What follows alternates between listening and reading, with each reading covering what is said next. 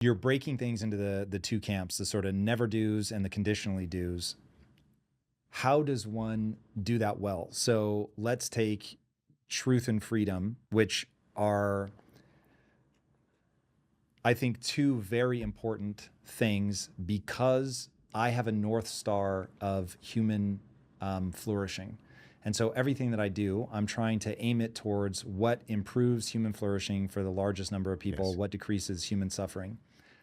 But most people don't have a North Star. They've never thought about it. Right. So do you have like a set of principles that you've knowingly walked through that people will need to walk through in order to be happy? Like, do you have things that you're like, these are the things that are inviolable? As relating to the deontological versus... Yeah, that everybody. So if you think about this, your book feels like an instruction manual. Right. So if I think about your book as an instruction manual and I think about, okay, you have to be the architect of your happiness and you have to do the work, then I want to get really specific about what that work is. So first to me is what's your North Star? Right. And then it's, okay, what are the things that if you don't do, you will inevitably violate that North Star? So I'll give one, which the thing I find myself thinking about more and more is right now, freedom of speech is coming under attack. And when I think about my North Star is human flourishing, I don't think you can get there without freedom of speech. I couldn't agree more, right? I mean, freedom of speech is everything. I mean, it truly is. Now, I say this both as someone who comes from the Middle East, where that's not an enshrined universal value, right?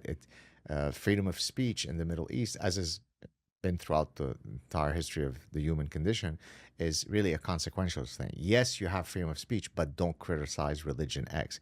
Yes, you have freedom of speech, but don't criticize dictator Y. Yes, you have, right?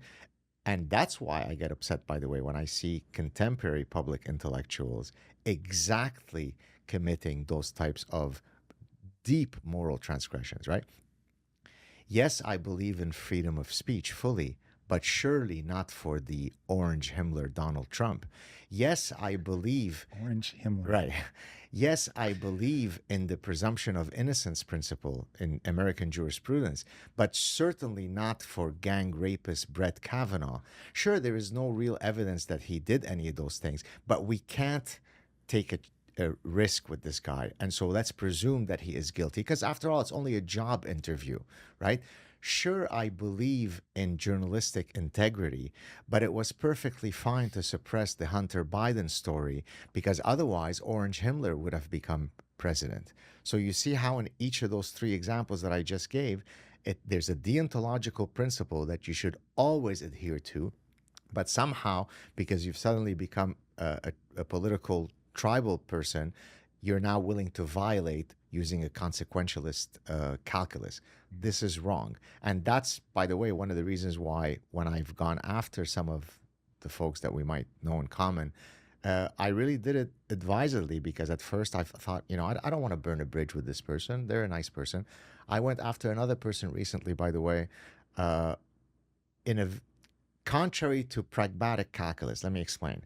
There's this gentleman who has a very large show, not Joe Rogan level, but one that I certainly would have wanted to get on, given that I am trying to promote my book. So now there is this tug, this pragmatic tug. On the other hand, this gentleman is peddling some full positivity bullshit that's really pissing me off. So am I going to be quiet and pragmatic so that I can get on his show and sell a couple of thousand extra copies? Or am I going to be authentic and say, cut it out? Guess which one I chose? Cut it out. Cut it out. But again, then I regret it after, but because I sometimes go after people in a uniquely Gad style, they then get offended. But my purpose was never to offend them individually. It's that I'm attacking their position. With satire. With satire. And that can be quite punchy, right? So Neil deGrasse Tyson, I'll mention his name since I don't know him personally. Although the full positivity guy, I also don't know personally. Neil deGrasse Tyson, have you seen his recent famous clip where he's a physicist. So I've had him on the show. Okay. Yeah. But you don't I haven't seen the recent thing, but he basically said, look, it's very clear. Gender is on a spectrum, and I'm paraphrasing. I don't remember the exact words, but you could go look it up. I just did a sad truth satire on his whole thing, where he says, "Look, today I wake up and I feel 80% male, and then I might put on some makeup, and then I'm now more female." Right. So already he's saying something insane, which is your maleness or femaleness is defined by the accoutrement that you wear. Right. And so I said, okay, well, how can I attack such a ridiculous thing? Through satire. So what I did is, usually if you hear the following words in the Saad household, you know trouble is coming up. I call my daughter and I say, bring the Halloween wigs. When I give that instruction, you know there's All going to hell's be gonna break trouble. loose. And so I took all the wigs. I looked at the camera and I said, look, I completely agree with Neil deGrasse Tyson because he's super smart because he's a physicist. And so, look, now I am 100% male. I am the epitome of manhood. And now watch how I'm going to transition into female as I wear different wigs of different lengths, different colors. And then I put lipstick, either 25% of my lips, 50%, 75, or 100. And so I literally took verbatim what he said and mocked it into oblivion, and it went viral.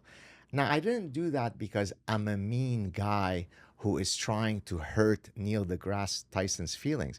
But Neil deGrasse Tyson has an obligation. He's a public intellectual who has a large platform. If you're going to go and use your scientific imprimatur to say, it is settled, gender is on a spectrum, I'm coming after you. That's called authenticity. So now we get into another part of your book, which I think is really important, which is variety. Now you will, and I'm sure we'll talk more about other areas, but one of the areas you say variety becomes important is intellectual. Oh, yes. And so this is, and one of the people I think you were making oblique reference to that I'll drag into the light here with love is Sam Harris. Yes. So I recently had him on the show. Yes. And I disagree with Sam around freedom of speech very much.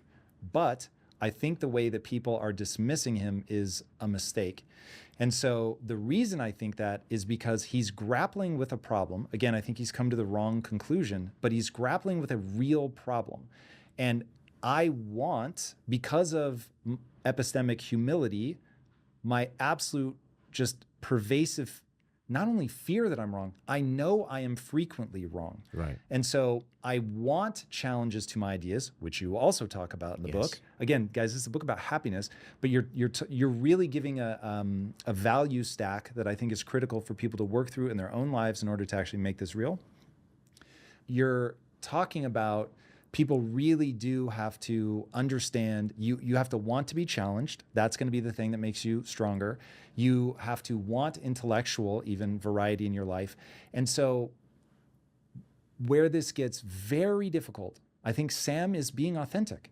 So for him to look himself in the mirror, even though from the outside I look at it and go, Sam, that's a wrong conclusion. Not only is it wrong, it's dangerous, but he's on the opposite side of that intuition saying, Tom, not only have you come to the wrong conclusion, but it's dangerous. And so the problem he's dealing with, I think, these are not his words, this is my interpretation. What he's dealing with is the realities of a world driven by algorithm, where ideas have extreme velocity. Right. And they're all crushed down into memes. So there's no more depth, there's no more nuance. It's headline that is fed to you algorithmically, so you're being manipulated and you don't even know it. And the ideas come at you so fast that even if you're smart, you're not going to be able to hold a nuanced position on that thing. You don't have time to think through all of the ideas.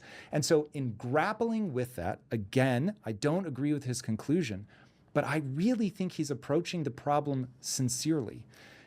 I do think that he's authentic. So contrary to the full positivity guy, who I think is putting on kind of I think I know who you're talking about, but I don't know him. Right. I don't know him either personally. I don't know if It almost can't be that a functioning adult can spew some of the vacuous platitudes that he puts out on his Twitter feed. It's impossible. We can conquer war through love. Oh, geez, if only the Nazis had been more loving, then we wouldn't have had it. You know, okay, that's ridiculous, I admit. But here, you have to anchor to something. Yeah. Right? So, for instance, when I had Neil deGrasse Tyson on the show, he said, I don't think I'm right for your show. And I was like, whoa, why? And he was like, you're trying to bend everything to empowerment. And I was like, these are not the actual words he used, but this is the punchline. And he was right. And so, but I'm not being fake. But at the same time, it forced the interview into an angle. So I think, look, we're talking about Lex Fridman. Yes. I think. Okay. Yes. So do not know him, have never met him. Do I think that he owns a position that puts him into, at times he's being silly and naive, but I fall into the same bucket of trying to make things like you can take control and you can find your way out.